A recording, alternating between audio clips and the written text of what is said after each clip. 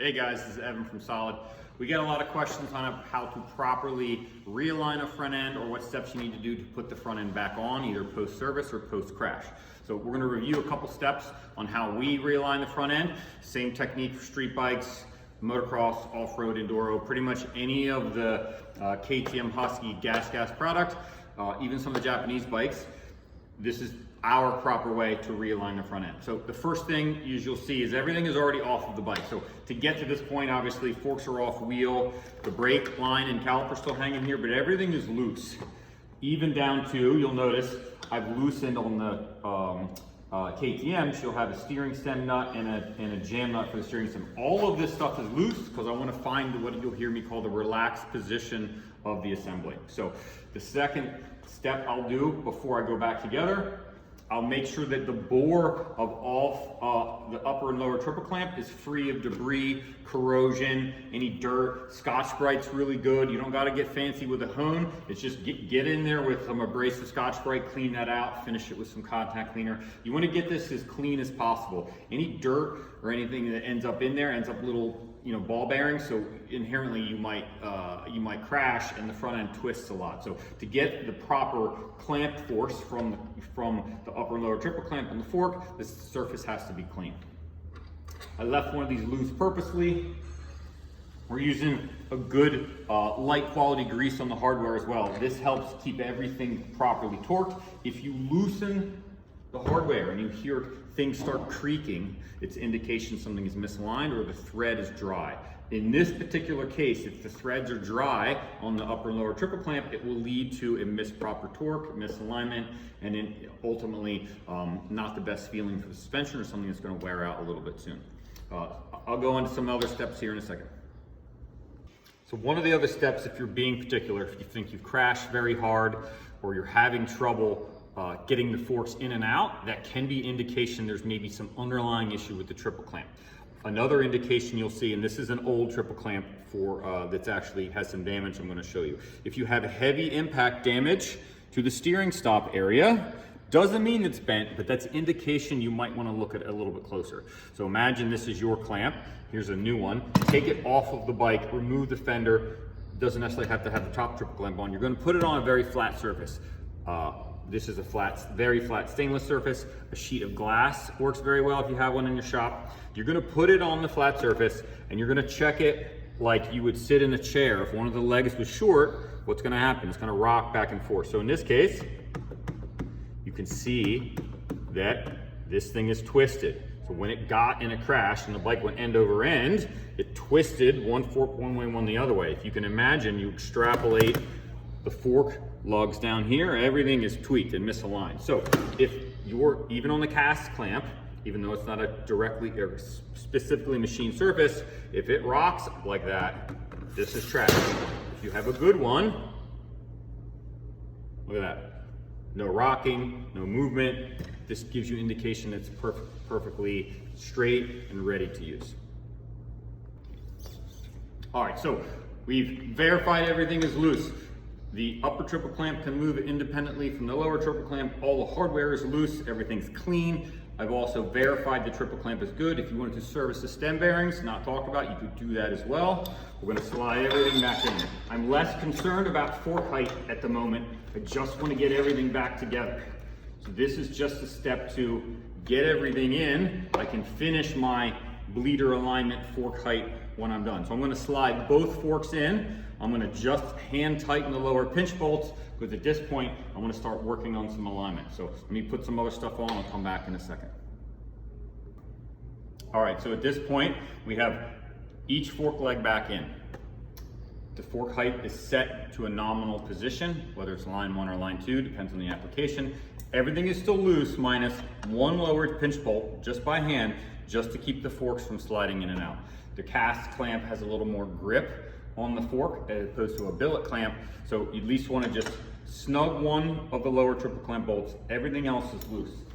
At this point, depending on your steering stem nut, it's either a 17 or a 27. All 5 pinch bolts in the upper triple clamp are still loose. I want to give this a little bit of a snug. This is a tapered bearing in here. When properly serviced, you can torque this to a pretty good amount. I like to refer to it as the cheap steering damper. If this is under or over torqued, you can have issues. We're gonna get to it at the very end. To properly set this, there is a torque value, but I'm setting it more to feel, but you need the weight of the front wheel on here to really feel it. All I wanna do at the moment is just get this pretty snug so that I can then finish setting my fork height. If you had this all the way apart and the bearing was gonna seat back in, this is kind of a two-part process. Snug this, all this is still loose. I can then set my fork height, set my bleeder position, depending on the bars, either in the 12 o'clock or the 6 o'clock position. Now I can start putting everything back on. I like to do my final torque at the very end, so I'm gonna go and put fork guards, caliper, wheel on, and then I'll show you the final process to set your steering stem. At this point, again, we're looking for a relaxed position. So if we're being very particular, at this point, you can grab your axle. People that have worked with this, you'll hear me say, the axle holes, the axle lugs, the holes need to be concentric. If they're concentric, they're in line. This axle goes in super easy, which is why you'll hear people say, don't use a hammer to push this in. If you mushroom or peen this over, the axle will not move in and out easily. So super important why everything needs to be clean, greased, no dings or burrs on anything. This is a good indication if you don't take the front end off. If the axle moves in and out very free, for the most part, everything should be aligned. It doesn't always mean that there is another issue, because you could tweak the front end and still have the axle holes in the lugs concentric, but this is a good indication that everything is okay. This is one of my steps before the wheel, and if I go any further, I'm just checking with the axle. Hey, everything's good. If for some reason it's not, no big deal. Check your fork height, check a couple things, because you don't want to go to the final reassembly steps if this doesn't feel good. So in the same vein of making sure the triple clamp and the front end, i.e. the forks, are aligned properly, we also have to talk about aligning the shoulder side of the axle properly. So if we think about what's going on, it's always the left-hand side of the fork where the axle is constrained to. By that I mean shoulder side of the axle on the right stacks up to the spacer, the bearing, the spacer, another bearing, another spacer, the smaller side of the axle lug on the left, and then the axle nut. If I were just, all the pinch bolts on both sides of the forks are loose. If I just tighten this up, inherently the axle just spins and spins and spins.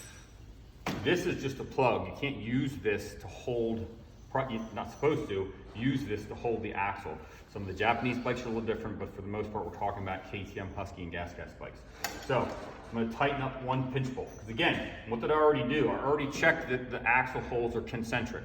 The axle goes through nice and smooth, so all of that is good. Again, we're trying to find the relaxed position. Cool, I've tightened this. Right now, the axle and everything's tight. Now granted, I didn't properly torque it. You're more than welcome to. If you don't know the torque off the top of my head, the manual will give you the proper torques on whether you have a 690 Enduro or in this case a 500 XC FW. So you can certainly go ahead. Right now, the left-hand side of the fork has nothing to do with the alignment. Literally zero. So the axle at this point is perpendicular, or exactly 90 degrees to this fork. Our only job at this point is to ensure that this is also 90 degrees to this. So by default, if this is 90 to this, the axle is 90 to this, then this is parallel to this. So the whole idea is to get both forks 100% parallel. So when it goes through the stroke, there's no binding, there's no harshness, everything works properly, and everything is smooth. So I've had to tighten one pinch bolt on the shoulder side of this axle. Now I'm going to loosen this up. There's a huge debate. Some people like to do the push method. Some people, I personally don't like that. If you verified, again, that we've done, the axle holes are concentric, I'm then going to feel it by hand. I can rock this fork back and forth around this axis. Everything is clean. There's no dirt. There's not gobs of grease. Everything is smooth and clean. You'll feel this thing rock slightly. If I'm rocking it, I've then found the relaxed position of the fork. You don't want it pulled in, you don't want it pulled out. Different wheels can have different spacing you'll see and get used to visually how much the axle is sticking out of this shoulder. You don't want it really far in, really far out. Whatever your wheel is, kind of put that in your memory, or actually I should say, put that in your memory of, oh, how much is sticking out. Once you kind of visually get to know that, you can pick a bike out, wrong, wrong, right, right, right. That visually will have an alignment that will be a repeatable distance sticking out over and over again. So as you can see, I'm flexing this in or out. So you can imagine this would be in fork legs bowed in, fork legs bowed out. You can imagine that going through the stroke would not be smooth and even. So as I'm rocking this, I found the relaxed position. I can just hand tighten this. I will go back. I'm going to re-torque everything properly on the front end, on the axle. Then I can work my way up on everything else. So the next step will be setting my steering stem nut torque. And then I can go back and set lower and upper triple clamp torque, check the brake, and we're rocking and rolling. All right, second to last step. Remember, everything on the axle is torque to spec.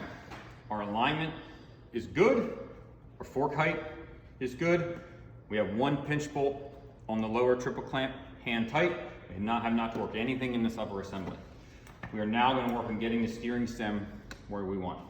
Some people get really particular, there's factory guys that will use and pull it with a fish scale to get the proper force to pull the bar.